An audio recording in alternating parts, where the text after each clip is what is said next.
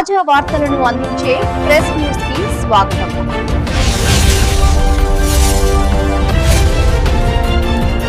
Bulletin లో ముందుగా headline. దివంగత టైగర్ ఆలే నరేంద్ర గారి వర్ధంతి సందర్భంగా పుష్పాంజలి.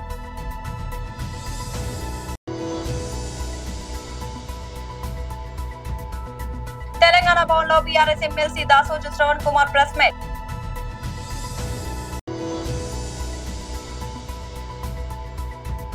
మాజీ ఎమ్మెల్యే తెనాలి నియోజకవర్గ incharge Annapattuni Sivakumar press meet.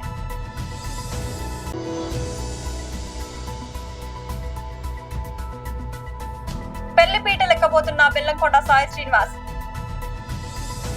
దివంగత టైగర్ ఆలే నరేంద్ర గారి వర్ధంతి సందర్భంగా పుష్పాంజలి. భారతీయ జనతా పార్టీ గతంలో సీనియర్ నాయకులుగా, పార్టీ ఎమ్మెల్యేగా మరి తెలంగాణ కోసం పోరాడి తెలంగాణ ఉద్యమంలో పాల్గొని మరి ఆ రోజు తెలంగాణ కోసమే ఒక సపరేట్ పార్టీ పెట్టి తెలంగాణ ఉద్యమాన్ని ముందుకు తీసుకుపోయి ఎంపీగా గెలిచి మంత్రి అయి తెలంగాణ ఉద్యమంలో ముందు స్థానంలో ఉన్నటువంటి టైగర్ నరేంద్ర గారు ఈరోజు వారి యొక్క 12వ వర్ధంతి నాడు వారికి శ్రద్ధాంజలి అర్పించడం జరిగింది. మరి కాగజ్నగర్ సిరిపూర్ కాగజ్నగర్ ఎమ్మెల్యే అయినటువంటి పాల్వాయి హరీష్ బాబు గారు వారు కూడా ఉన్నారు. వారు ఇప్పుడే చెప్తా ఉన్నారు, కాగజ్నగర్ మిల్స్ కానీ సిరిపూర్ మిల్స్ కానీ ఈ అన్నిటి కూడా వారు ట్రేడ్ యూనియన్ లీడర్గా ఉండే. ఇక్కడ కూడా అల్విన్ అదేవిధంగా అనేక ఒక పారిశ్రామికులకు వారు ట్రేడ్ యూనియన్ ప్రెసిడెంట్గా లీడర్గా ఉన్నారు. మరి కార్మికుల కోసము అహోరాత్రులు వారు కష్టపడింది, పోరాడినటువంటి ఒక సంఘటన కూడా మనకు తెలుసు. హైదరాబాద్ నగరంలో ఆ రోజు ఉమ్మడి రాష్ట్రం ఉన్నప్పుడు ఇక్కడ కాంగ్రెస్ పార్టీ ఈ యొక్క ఎంఐఎంని బాగా రెచ్చగొట్టి ప్రోత్సాహంతో మత కల్లాలు అవుతున్న సమయంలో మరి ఓల్డ్ సిటీలో నరేంద్ర భాయ్ సాబ్ అనేటటువంటి పేరు నరేంద్ర గారు ఆ రోజు హిందువులకు అండగా ఉంటూ మరి మజ్లిస్ల ఒక దాడులను వారు ఎదుర్కొని హిందువులను రక్షించినటువంటి ఒక ఘనత వారిది. మరి ఈరోజు కూడా నరేంద్ర గారి యొక్క ఏదైతే ఆశయాలు ఉన్నాయో, ముఖ్యంగా హైదరాబాద్ నగరంలో అనేక మంది వేలాది మంది కార్యకర్తలు వారితోని స్ఫూర్తి పొంది వారితోని ప్రోత్సాహం తీసుకొని ఈరోజు భారతీయ జనతా పార్టీలో పనిచేస్తూ ఉన్నారు. దేశం కోసము, ధర్మం కోసము, అదేవిధంగా హైందవ సంస్కృతి కోసము, హైందవుల కోసము పోరాడేటటువంటి ఒక నాయకుడు నరేంద్ర గారి యొక్క 12వ వర్ధంతి నాడు వారిని స్మరిస్తూ మరి కార్యకర్తలు వారి యొక్క ధైర్యాన్ని, వారి యొక్క పోరాటే లక్షణాన్ని మనందరం కూడా దాన్ని మనము ఇవి నేర్చుకోవాలి, దాన్ని ముందుకు వారి ఆశయాన్ని ముందుకు తీసుకుపోవాలని చెప్పేసి కూడా ఈ సందర్భంగా వారి వర్ధంతి నాడు వారికి నివాళులు అర్పిస్తూ మరి వారి ఆశయాలు కూడా అందరం కూడా ముందుకు తీసుకుపోదాం అని చెప్పేసి కూడా ఈ సందర్భంగా నేను తెలియజేస్తాం. తెలంగాణ భవన్ లో BRS MLC Dasoju Sravan Kumar press meet. వీరు పల్లవి షా గారు, వారి ధర్మపత్ని. వీళ్ళిద్దరూ కూడా పొంగులేటి శ్రీనివాసరెడ్డి గారి యొక్క భూదాహానికి, వారు చేస్తున్నటువంటి ఒక అరాచకానికి బలి అవుతున్నటువంటి బాధిత కుటుంబం వీరు. పాలకవర్గం పాశవికంగా వ్యవహరిస్తూ రాజ్యాంగాన్ని కూనీ చేస్తూ రాక్షస పాలన కొనసాగిస్తున్న తరుణంలో ఇవాళ తెలంగాణ భవనే జనతా గ్యారేజ్గా మారిందనటానికి మరో నిదర్శనం ఇవాళ ఈ బాధితులు ఇవాళ తెలంగాణ భవన్కి వచ్చి ఏ రకంగా వాళ్లను అదిరించి, బెదిరించి, లేనిపోని అడ్డంకులు సృష్టించి వాళ్ళ భూమిని గుంజుకోవాలనేటువంటి దుర్మార్గమైన రాక్షస ప్రయత్నం ఏదైతే పొంగులేటి శ్రీనివాసరెడ్డి అండ్ కంపెనీ ఏదైతే చేస్తూ ఉందో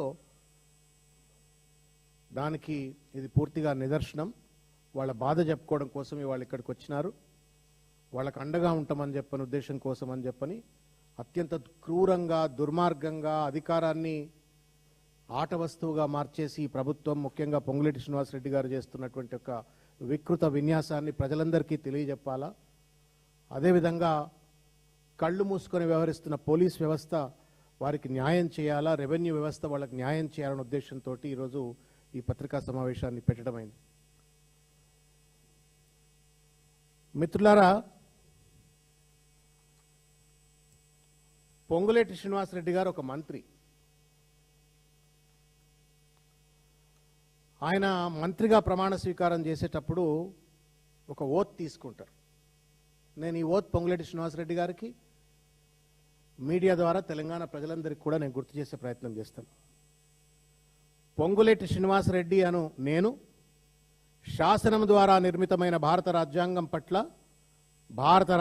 పట్ల మైండ్ యూ నిజమైన విశ్వాసం విధేయత కలిగి ఉంటానని, భారతదేశ సార్వభౌమాధికారాన్ని మరియు సమగ్రతను కాపాడుతానని, రాష్ట్ర మంత్రిగా నా కర్తవ్యాలను భయపక్షపాతాలు లేకుండా రాగద్వేషాలకు అతీతంగా రాజ్యాంగానికి మరియు చట్టానికి అనుగుణంగా న్యాయంగా శ్రద్ధాసక్తులతో నిర్వహిస్తానని దైవ సాక్షిగా ప్రమాణం చేస్తారు అని చెప్పని ఇట్స్ ఎ కాన్స్టిట్యూషనల్ ఓత్.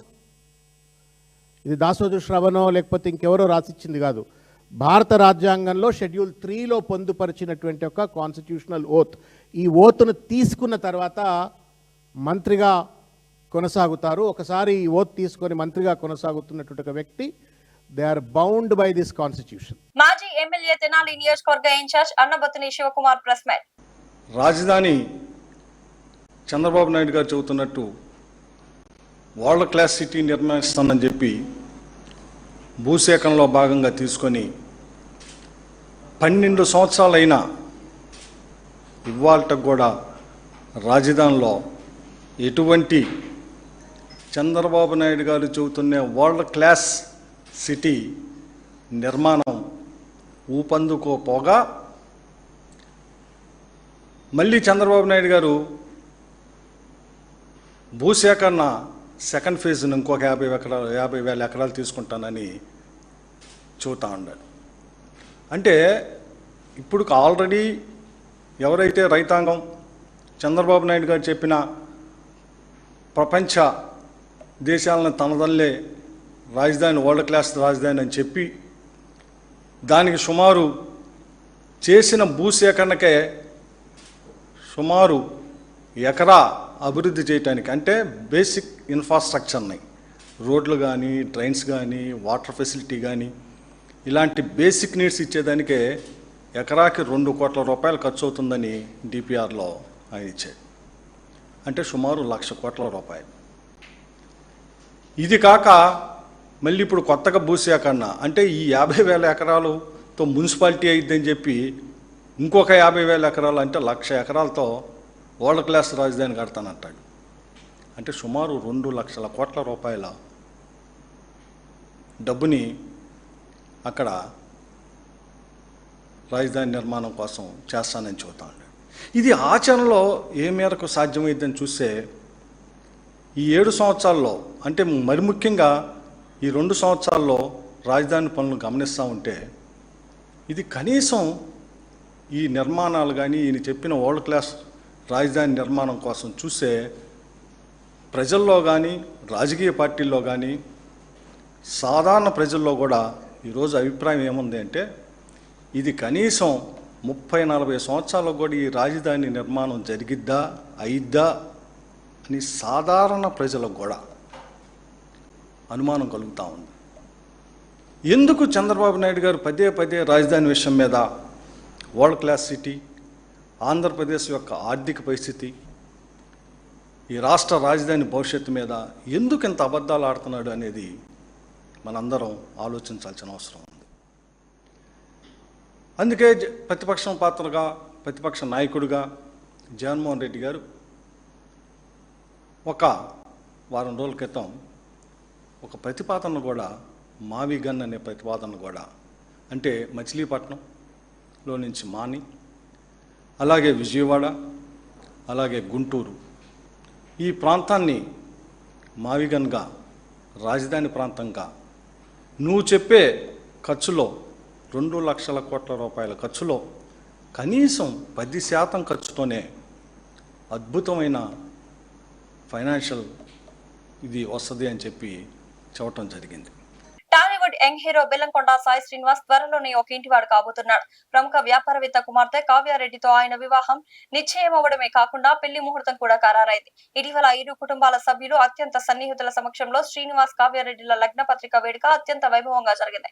ఈ వేడుకకు సంబంధించిన ఫోటోలను సాయి శ్రీనివాస్ సోషల్ మీడియాలో పంచుకోవడంతో అవి చూసిన అభిమానులు ఈ జంట చూడముచ్చటగా ఉంది అంటూ ప్రశంసలు కురిపిస్తున్నారు. ఈ లగ్న పత్రిక వేడుకలోనే వివాహ ముహూర్తాన్ని ఏప్రిల్ 29గా ఖరారు చేశారు.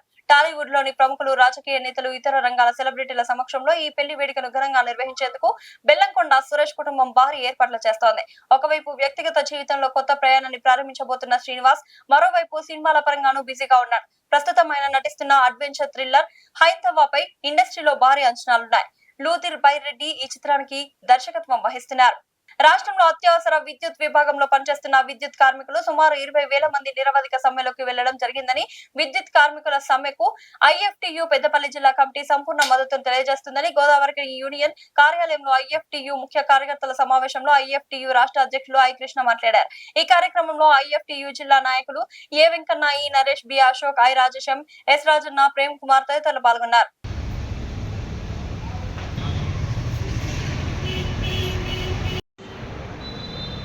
ఇవాళ రాష్ట్రంలో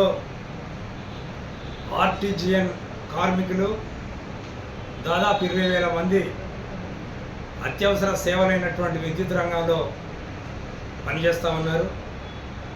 వారి సమస్యలు న్యాయమైనటువంటివి. ఆ సమస్యలన్నీ పరిష్కరించాల్సినటువంటి అవసరం రాష్ట్ర ప్రభుత్వం ముందుంది. గత ప్రభుత్వాలు కూడా వారి సమస్యల్ని నిర్లక్ష్యం చేశారు.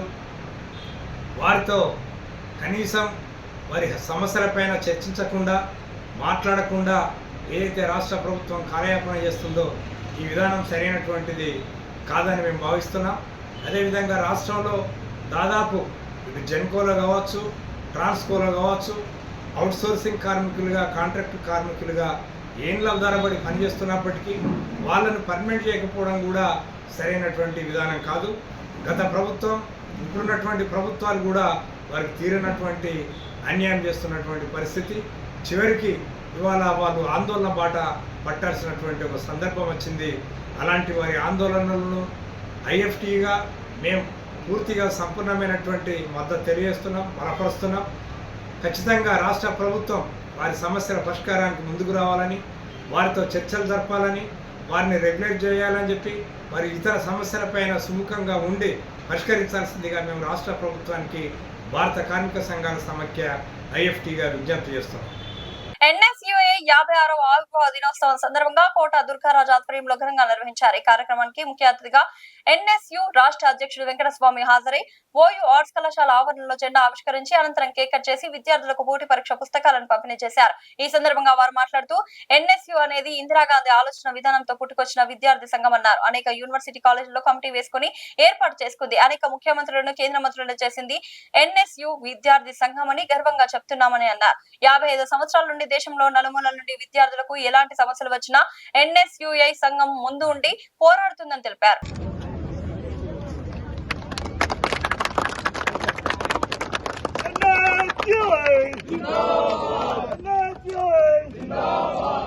విద్యార్థి విభాగమైన ఎన్ఎస్యుఐ 56వ ఆవిర్భావ దినోత్సవం సందర్భంగా ఉస్మానియా యూనివర్సిటీ ఆర్ట్స్ కాలేజ్ దగ్గర జెండా ఆవిష్కరణతో పాటు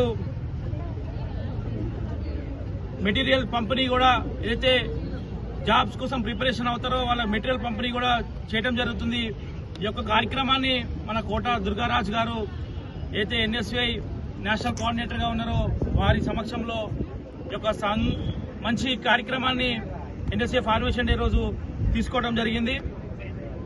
ఎన్ఎస్యుఐ అనేది 56 సంవత్సరాల నుంచి ఇందిరాగాంధీ గారి ఆలోచన నుంచి పుట్టుకొచ్చినటువంటి ఈ విద్యార్థి సంఘం అనేక యూనివర్సిటీలలో, కాలేజీలలో కమిటీలు ఏర్పాటు చేసుకుని అనేక విద్యార్థి సంఘాలు ఆనాటి అనేక మంది ముఖ్యమంత్రులను, కేంద్ర మంత్రులను కూడా ప్రొడ్యూస్ చేసినటువంటి విద్యార్థి సంఘం ఎన్ఎస్యు అని చెప్పి మేమందరం కూడా గర్వంగా చెప్తా ఉన్నాం. 56 సంవత్సరాల నుంచి 55 సంవత్సరాల పాటు అనేక విషయాలలో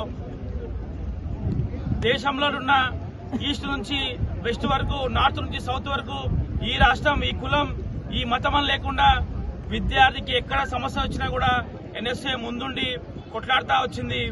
ఆ కొట్లాటనే మేము కొనసాగిస్తూ ఉంటాం. ఎక్కడ కూడా ఈ దేశానికి సంబంధించిన సంవిధానాన్ని కాపాడే విషయంలో కానీ, మనువాదుల ఏదైతే దాడులలో కూరుకుపోతున్న విద్యార్థులని బయటికి తెచ్చే విధానంలో కానీ, వాళ్ళ సమస్యల మీద కొట్లాడే విధానంలో కానీ ఎక్కడ కూడా కాంప్రమైజ్ కాదని చెప్పేసి ఈ సందర్భంగా తెలియజేస్తూ, మళ్ళీ కూడా ఇటువంటి చక్కటి కార్యక్రమాన్ని ఉద్యమాల గడ్డ ఉస్మానియా యూనివర్సిటీ ఆర్ట్స్ కళాశాల ముందు ఈ యొక్క కార్యక్రమాన్ని ఏర్పాటు చేయడం చాలా సంతోషంగా ఉంది.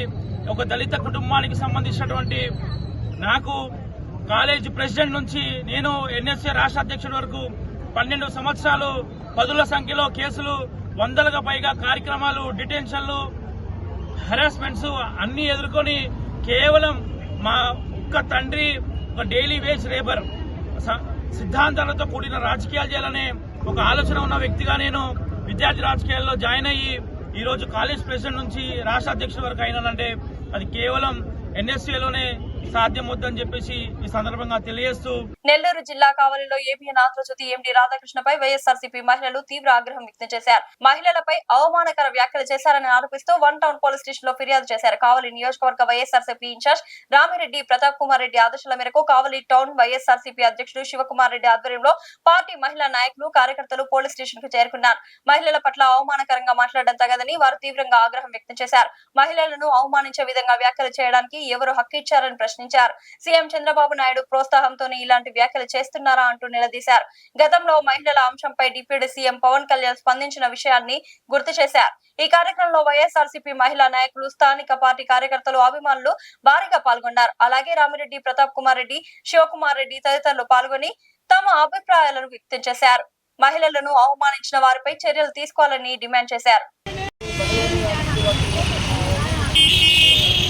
రాజధానిని 4 జిల్లాల కోసం పెట్టుకుంటూ దాన్ని సార్, అందుకని అతని మీద చట్టపరమైన చర్యలు తీసుకొని భవిష్యత్తులో మహిళలు సమాజం సిగ్గుపడేటట్టు వ్యవహరించిన అరెస్ట్ చేయాలని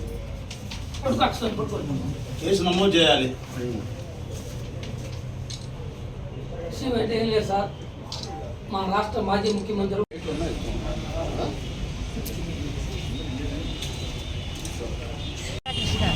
అసలు ఎలా అది ఒక విలేకరి ఇచ్చి ఏరా మాట్లాడాడు, ఏం చేశాడు, వాళ్ళకి ఆ పార్టీకి ఏమన్నా అలా చేస్తారో ఏదో తెలియదు. కానీ అసలు ఇది సభ్య సమాజం తలదించుకునేటువంటి మెసేజ్ ఇచ్చాడు ఆయన. ఇంత గొడవ జరుగుతుంది ఈరోజు ఆంధ్రప్రదేశ్ మొత్తం కూడా. చెల్లెలేంది, భార్యలకు వైసీపీ వాళ్ళు భార్యలు చెల్లెలేంది, చెల్లెలకు పెళ్లి చేయటం ఏంది? ఇది వైసీపీ వాళ్ళకేనా అదేనా వాళ్ళు చేసే పని?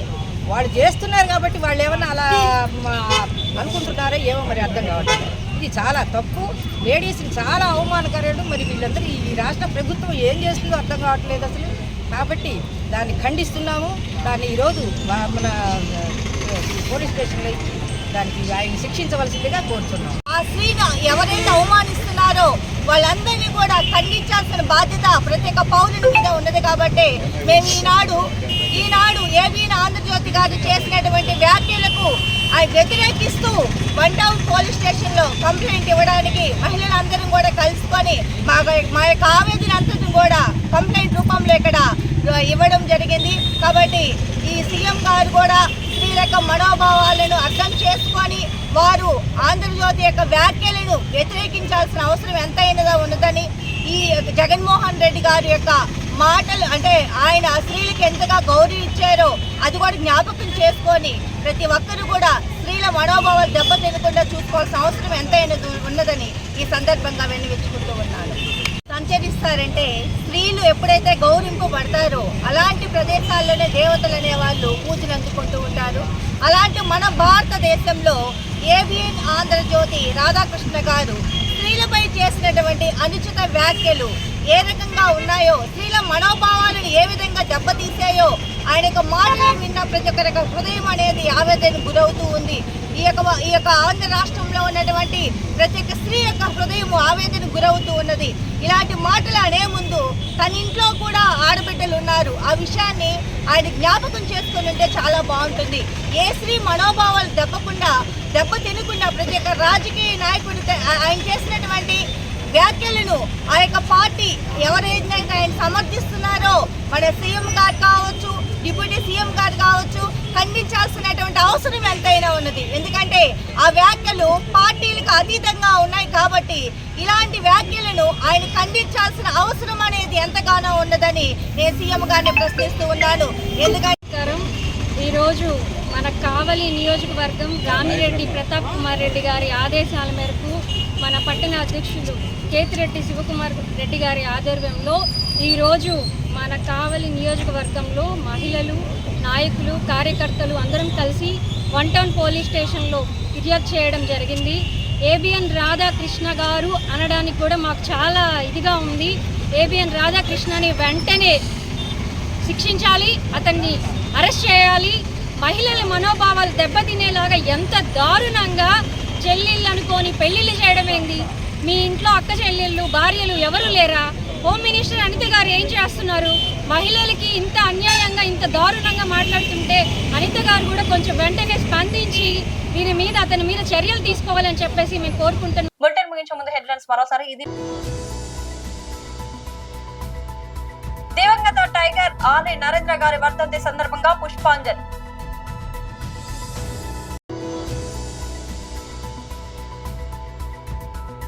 తెలంగాణ భవన్ లో BRS MLC Dasoju Sravan Kumar press meet.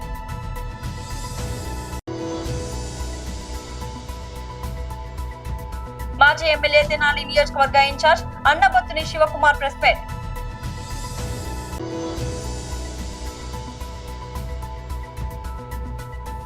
పెళ్లిపీట లెక్కబోతున్న బెల్లంకొండ సాయి శ్రీనివాస్. బులెటిన్ అప్డేట్ మరొక బులెటిన్ మళ్ళీ కలుద్దాం. అంతవరకు సెలవు. తాజా వార్తలను అందించే ప్రెస్ న్యూస్ కి స్వాగతం.